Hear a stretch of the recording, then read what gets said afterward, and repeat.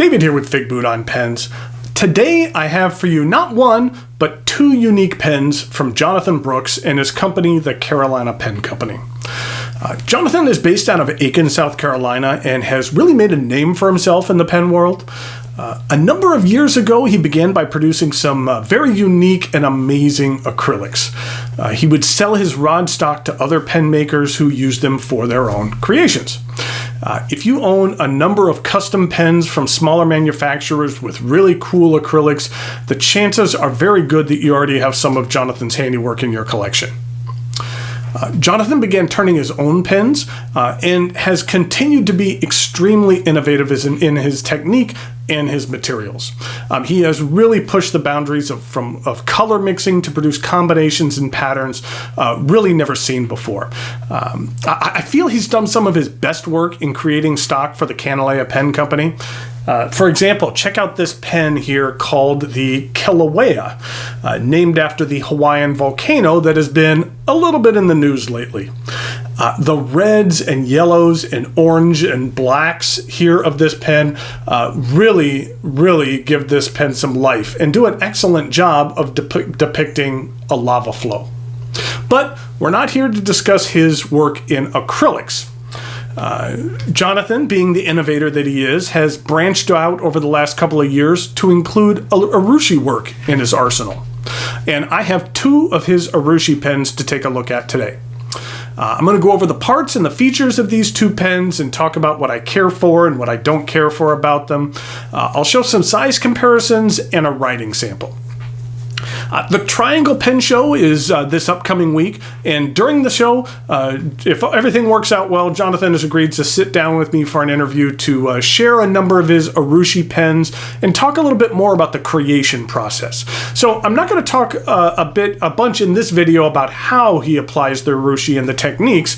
Just know that there'll be a bunch more information in regard to that coming down the line in a few weeks.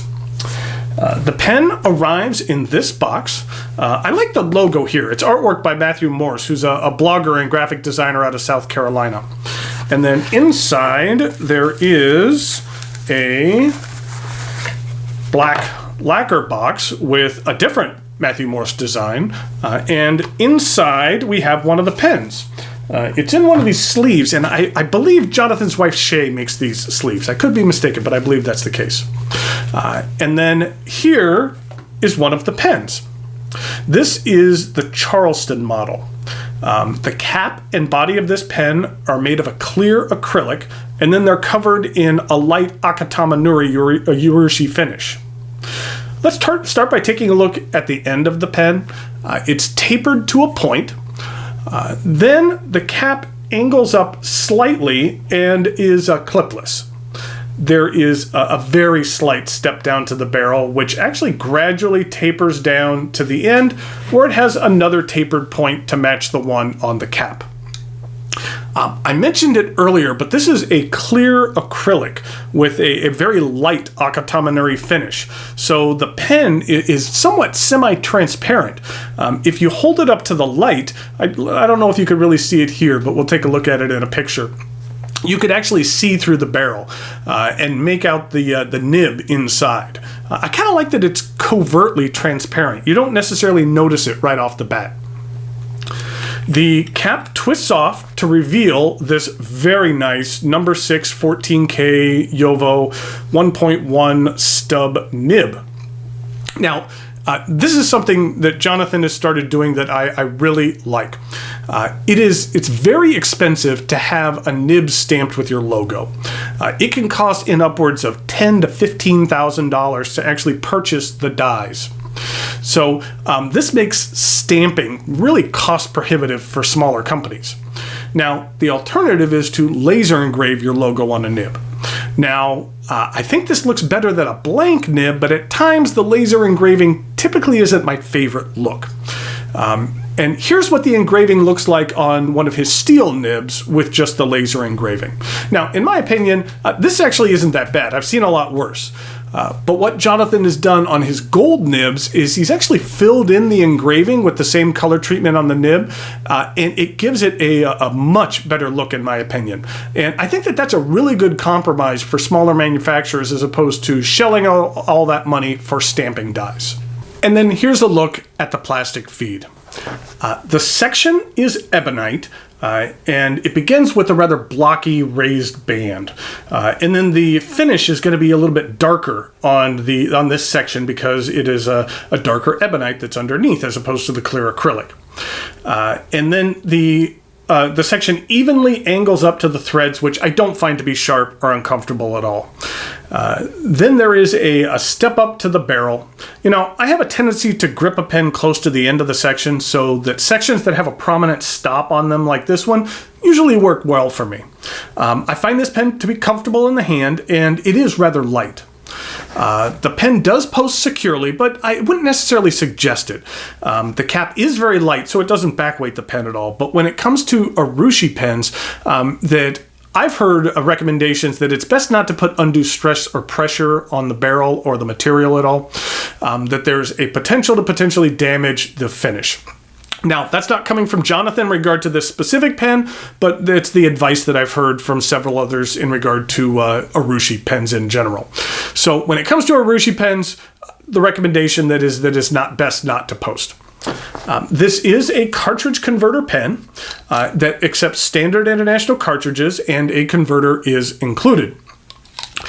Since this is an acrylic base, and an acrylic barrel, that there are no metal parts, and it's definitely a pen that could be eyedroppered. Okay, that was one pen, but I mentioned that I had two. And this is the other one. It has the same Akatamanori finish as on the Charleston, but it's a bit different. Now, Jonathan hasn't named this model yet, but I thought it should be called the Maul, after Darth Maul from Star Wars. Because you see, this pen has a cap, then it has a clear acrylic semi-translucent barrel, and then it has another cap, because this pen is double-ended. You have a nib on this end, and you have a nib on this end. What I think is really cool about this concept is that the nibs don't share an ink reservoir. There's actually two separate ones on this pen, so each of your nibs can use a different ink. I currently have this pen inked up with a set of two Colorverse inks. Which ones? You'll need to wait to the writing sample to see. The caps on this pen are ebonite, so they will not be as translucent as on the Charleston we saw earlier. And the sections are ebonite as well, and so those are going to have the darker Urushi finish. The section design is different than the Charleston as well. Of the two, I actually prefer this section with it being flared at the end and slightly concave. Now, this pen is eyedropper only. You will not be able to fit a cartridge or a converter into either side. Now, at first, I wasn't quite sold on the double nib concept. I had seen pens like this before, and they really didn't particularly appeal to me personally. However, after using this pen for a couple of weeks, I'm beginning to see the benefits of this design. That, first of all, it's nice to have two inks handy. And this particular pen has a medium nib on one side and an extra fine on the other. There's a lot of times when I have to write on lower quality paper, or I'm addressing an envelope or something like that. And when I'm looking for a nib that lays down a much finer line. It isn't much in the way of being a gusher. And in general, I typically lean towards medium nibs, but the extra fine gold 14 karat nib on this pen is outstanding. I really care for it a great deal.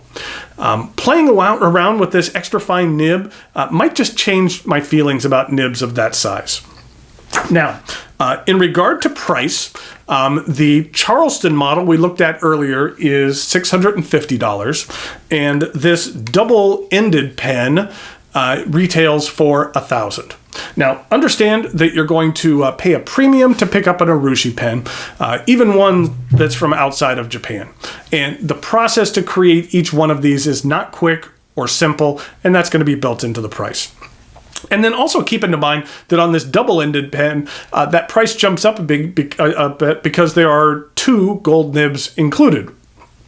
On both of these models, if you should choose a steel nib, or in this case, nibs, the price would come down. But I find that both of these pens are very well constructed, perform very well, and provide a very interesting alternative to other Urushi options on the market today.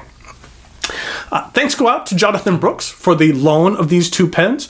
I'll be seeing Jonathan at the Triangle Pen Show here in a couple of days to give these back to him, and I look forward to sitting down with him to learn a great deal more about the work that he's doing with Urushi. Since these are basically custom pens, I'm going to forgo the measurements, but for some size comparisons and a writing sample, please join me over here at camera 2. Here we go with some size comparisons for the Brooks Urushi Charleston, and then this is we'll say the unnamed Mall pen. Now, neither of these has clips, so I'm going to kind of hold on to these. But in regard to some other pens, here it is with a Pelican M1000, and here it is with a Montblanc 149. You can see that both of these are rather large pens. And then here it is with a Pilot Pro Gear. In regard to some other Urushi pens, here it is with a Nakaya Dorsal Fin 2, and here it is with a Nakaya Decapod Twist. And then finally here it is with a Danny Trio on Genkai, and you can see that that's a very, very large pen. In regard to a writing sample, let's go ahead and start off with this Charleston model. So we have a Carolina Pen Company.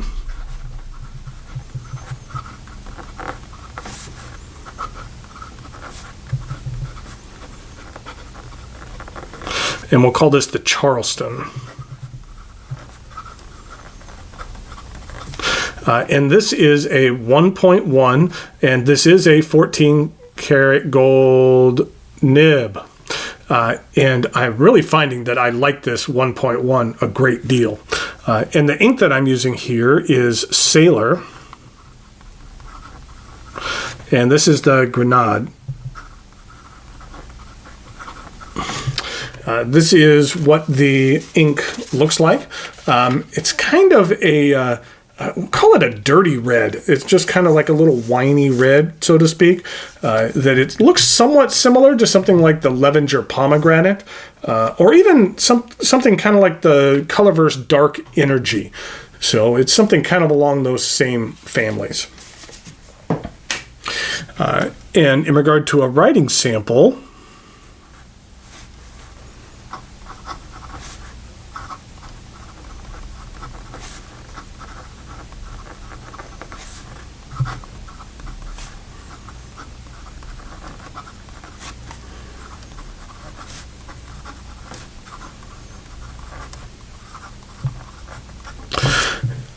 I'm really liking this 1.1. It is extremely smooth, and it can give you some fat up and down strokes and some rather thin left and right strokes.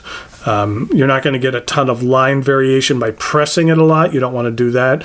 But it does have a decent amount of ink flow.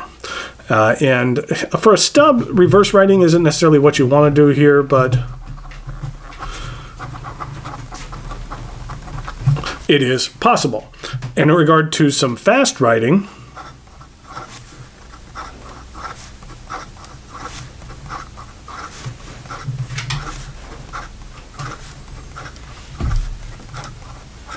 there you go. There's no issue whatsoever. And like I said, I am really liking this 1.1, that I think that there's a high likelihood that I might need to get a pen with one of these 1.1s on there, because I like it just about better than any other 1.1 that I've tried previously. Okay, let's take a look at this double nibbed pen. On one side here, let's see if it's this side. Yes, on the medium side, I mentioned in the review that I had this inked up with a couple of Colorverse inks. And so we will say that this is the, we'll just call it the CPC. And we're going to call this the unnamed Mall. We'll call it the Mall double nib. and that this side is actually a medium, and the ink that I'm using is Colorverse Photon. This is what the ink looks like. It's kind of a bluish green. The closest thing I think I have in my collection here is the Roaring Klingner Smardgrün. I'm not too up on my European languages there, but I think that's how you pronounce it, or they're pretty close to that. And then here it is. Excuse me, with Pilot Uroshizuku Kujaku, which is just a little bit of a darker shade. And then in regard to the writing sample here,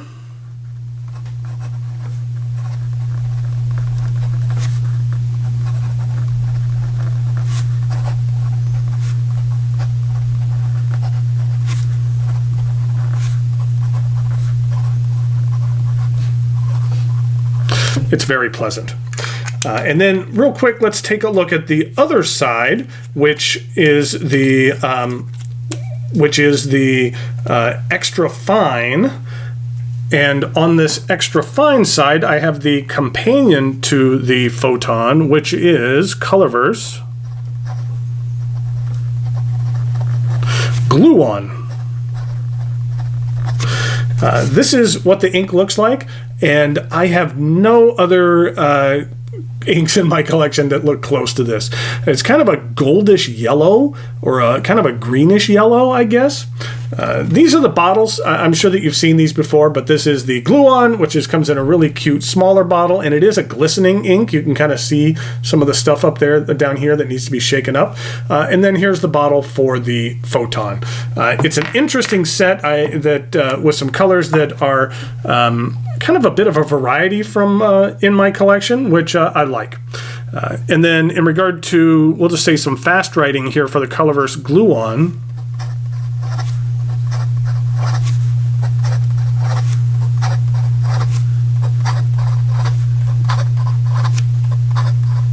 It works very nice. And again, I'm really liking this extra fine nib. I think that it performs very, very well, and I think it's kind of turning my mind on what an extra fine or a fine nib can be, because they don't necessarily need to be scratchy. They could be precise. They could be relatively smooth when they're done right, and I think that this is done right.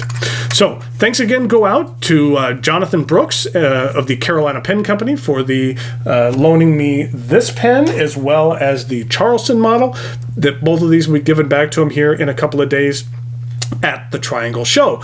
And then if all goes well, then you'll see an interview with him coming up in the next couple of weeks, where we go over a lot of detail in regard to how he actually creates these pens.